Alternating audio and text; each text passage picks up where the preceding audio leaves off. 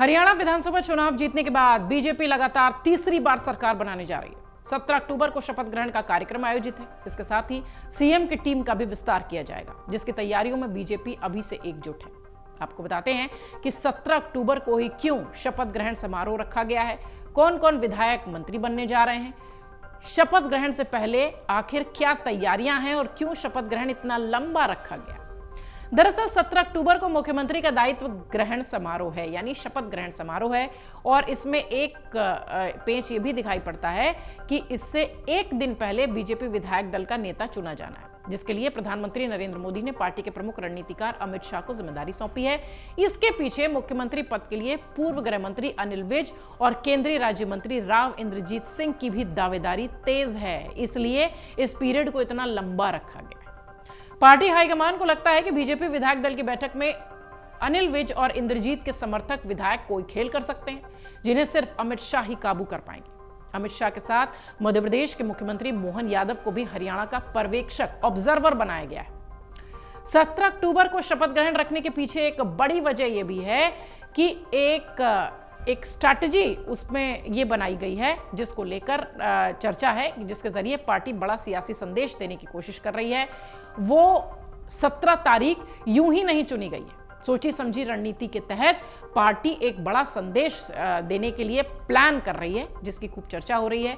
महाकाव्य रामायण के रचयिता ऋषि वाल्मीकि की जयंती 17 अक्टूबर को है। वाल्मीकि समाज के लोग वाल्मीकि जयंती को प्रगट दिवस के रूप में मनाते हैं और इस खास मौके पर बीजेपी ने हरियाणा सरकार के शपथ ग्रहण का कार्यक्रम रखा है। तो अब आप समझ गए होंगे कि 17 अक्टूबर की तारीख क्यों रखी गई है। बीजेपी ने दलित समुदाय को एक बड़ा संदेश देने की रणनीति बनाई है। हरियाणा की नायब सरकार ने पहले ही वाल्मीकि जयंती पर सार्वजनिक अवकाश घोषित कर रखा है, आप सब जानते हैं। और हरियाणा में इस बार के चुनाव में बीजेपी और कांग्रेस के बीच दलित वोटों को लेकर ही शहमात का खेल देखने मिला है। बीजेपी ने कुमारी शैलजा को मुद्दा बनाकर दलित स्वाभिमान से जोड़ा और कांग्रेस को दलित विरोधी के कटघरे में खड़ा किया। इसका चुनावी लाभ भी उन्हें मिला। अब बीजेपी ने वाल्मीकि जयंती का दिन शपथ ग्रहण के लिए चुनकर बड़ा सियासी संदेश देने का एक प्लान बनाया है। शपथ ग्रहण कार्यक्रम में पीएम मोदी से लेकर बीजेपी शासित राज्यों के सभी सीएम उपस्थित रहेंगे, ऐसी चर्चा है। और आपको यह भी बता दें कि बीजेपी ने ये जो दलित कार्ड है, इसको कैसे और कहां से खेलना शुरू किया था।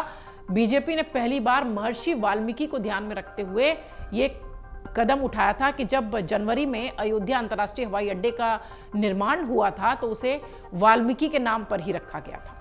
बीजेपी 2014 से केंद्र की सत्ता में आने के बाद अगर आप देखिए तो विभिन्न संतों और धार्मिक प्रतीकों के बहाने अलग अलग समाज तक पहुंचने की कोशिश में है। हरियाणा की सत्ता में आने के साथ ही महर्षि वाल्मीकि के योगदान का सम्मान करने के लिए राज्य स्तर पर कार्यक्रम आयोजित करना शुरू कर दिया गया था। तभी से अक्टूबर 2015 में मनोहर लाल के नेतृत्व वाली बीजेपी सरकार ने घोषणा की थी कि हरियाणा में एक विश्वविद्यालय का नाम महर्षि वाल्मीकि के नाम पर रखा जाएगा। 2016 में 17 अक्टूबर को वाल्मीकि जयंती को एक राज्य स्तरीय कार्यक्रम के साथ शुरू किया गया था। जून 2021 में मनोहर लाल के नेतृत्व वाली कैबिनेट ने कैथल विश्वविद्यालय का नाम बदलकर महर्षि वाल्मीकि संस्कृत विश्वविद्यालय रख दिया था। बीजेपी सरकार ने पानीपत में रेलवे रोड चौराहों का नाम महर्षि वाल्मीकि चौक रखने का ऐलान किया था। यानी ये जो स्ट्रैटेजी है, ये कई दिनों से बन रही थी दलित वोटर्स के साथ अपने आप को खड़े रखने की। बीजेपी की राजनीति में महर्षि वाल्मीकि के सियासी महत्व को समझते हुए मनोहर लाल ने अपने सीएम कार्यकाल के दौरान कहा था कि अंत्योदय और सामाजिक समरसता हमारी सरकार का आदर्श वाक्य है और महर्षि वाल्मीकि के रामराज्य के सपने को बीजेपी बरकरार रखने की कोशिश करके दलितों को साधने की रणनीति पर काम कर रही है। वाल्मीकि जयंती के अलावा हरियाणा में बीजेपी ने अन्य संतों के भी योगदान को मान्यता दी थी। अगर आपको याद है तो जून 2022 में मनोहर लाल ने घोषणा की थी कि चंडीगढ़ में मुख्यमंत्री के आधिकारिक आवास को संत कबीर कुटीर के नाम से जाना जाएगा। राजनीतिक विश्लेषक कहते हैं कि बीजेपी ने जो हारा हुआ चुनाव जीता है, जिसकी खूब चर्चा हो रही थी और एग्जिट पोल में भी ये कहा जा रहा था कि कांग्रेस को बहुमत है, वो चुनाव शायद इन्हीं दलित समुदाय के वोटर्स के बदौलत जीता है। हरियाणा में 21% के करीब दलित समुदाय है, जो कि सियासी तौर पर जाट के बाद दूसरी सबसे बड़ी जाति है। लोकसभा चुनाव में दलित जाट समीकरण के सहारे कांग्रेस हरियाणा की 10 में से 5 सीटें जीतने में कामयाब रही थी, लेकिन विधानसभा चुनाव में तीसरी बार जीत दर्ज करने की स्थिति पूरी तरह से बदल गई है।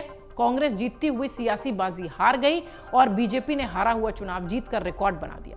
बीजेपी दलित ओबीसी वोटों को जोड़ने में ही कामयाब रही है। बीजेपी ने गैर जाटलैंड के साथ साथ दलित और ओबीसी वर्गों में अपनी पैठ बनाई, अपने वोटर्स बनाए। ऐसे में बीजेपी दलित समाज को संदेश देने की कवायद में है, जिसके लिए महर्षि वाल्मीकि जयंती का दिन चुना गया। इस तरह बीजेपी की कोशिश दलित समाज को अपने साथ मजबूती से जोड़ने की है और इसी रणनीति के तहत 17 अक्टूबर को यह तय किया गया है कि उसी दिन शपथ ग्रहण समारोह रखा जाएगा, तब जबकि महर्षि वाल्मीकि जयंती उसी दिन है। अगर आप ये वीडियो YouTube पर देख रहे हैं तो हमारे चैनल को सब्सक्राइब कर बेल आइकन दबाएं और Facebook पर देख रहे हैं तो हमारे पेज को लाइक करें। 8 मिलियन प्लस सब्सक्राइबर, आपके इस भरोसे के लिए बहुत धन्यवाद।